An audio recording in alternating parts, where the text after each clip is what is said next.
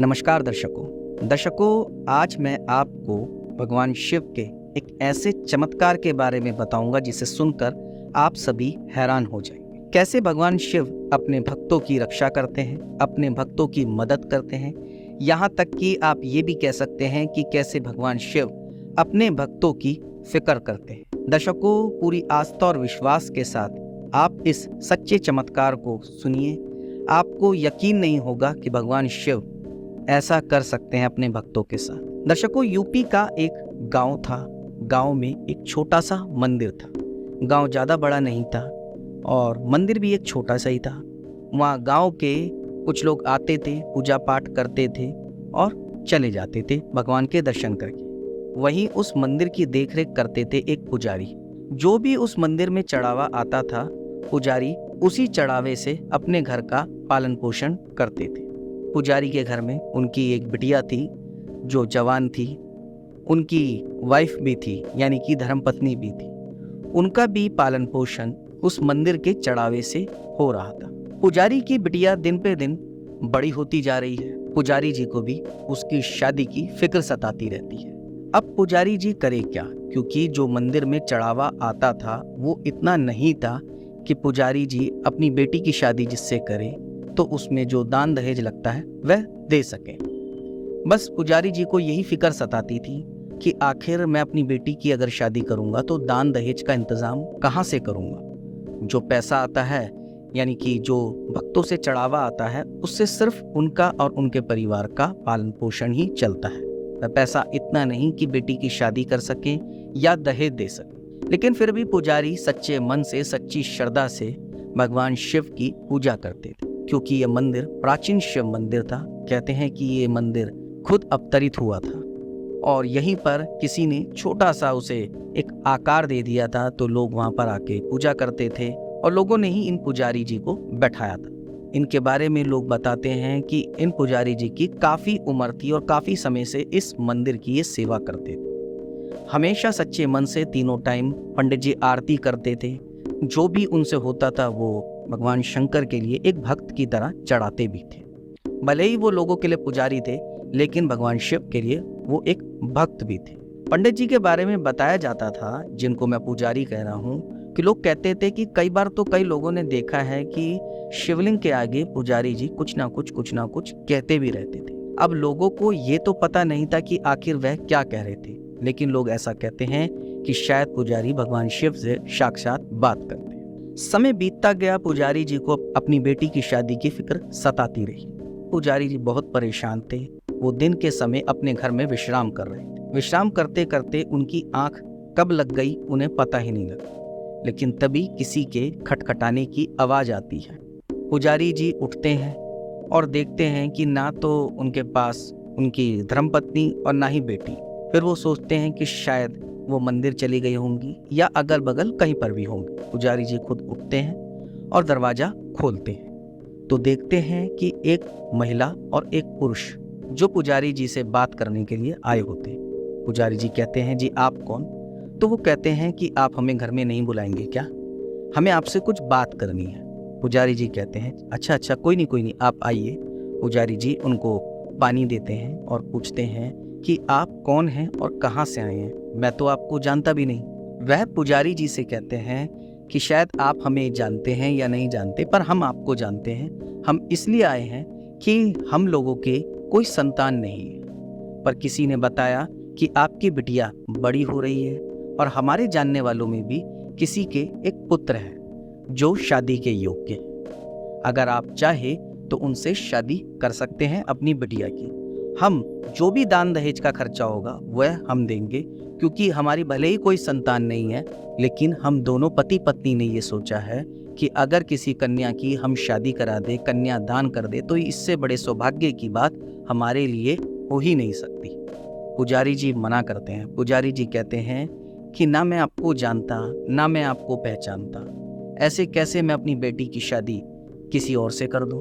तो वो कहते हैं कि आपको जान पहचान की कोई ज़रूरत नहीं है, ये विजिटिंग कार्ड है, ये मेरे जानने वालों में से एक है। आप पहले इनके घर जाएं और देखें कि क्या आपकी बेटी के लिए ये योग्य वर है या नहीं।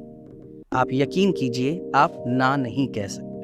पुजारी जी भी पहले तो सोच में पड़ जाते हैं कि कौन है, क्या है, कैसे है। फिर पुजारी जी क्या ही देते हैं कि चलिए ठीक है, आप लाइए विजिटिंग कार्ड, मैं एक बार जाके देख लूंगा। तो वो दोनों दंपत्ति, जो महिला और पुरुष पुजारी जी के घर में आए होते हैं, वो कहते हैं ये कुछ पैसे हैं जिससे आप अपनी बेटी की शादी और दान दहेज का पूरा इंतजाम कर सकते हैं, और ये पैसे आपको कम नहीं पड़ेंगे, यकीन कीजिए, क्योंकि हम सच्चे मन से, सच्ची श्रद्धा से आए हैं आपके पास कि हम दिल से कन्यादान कर सकें। आप ये सोचिए कि ये कन्यादान का पैसा है।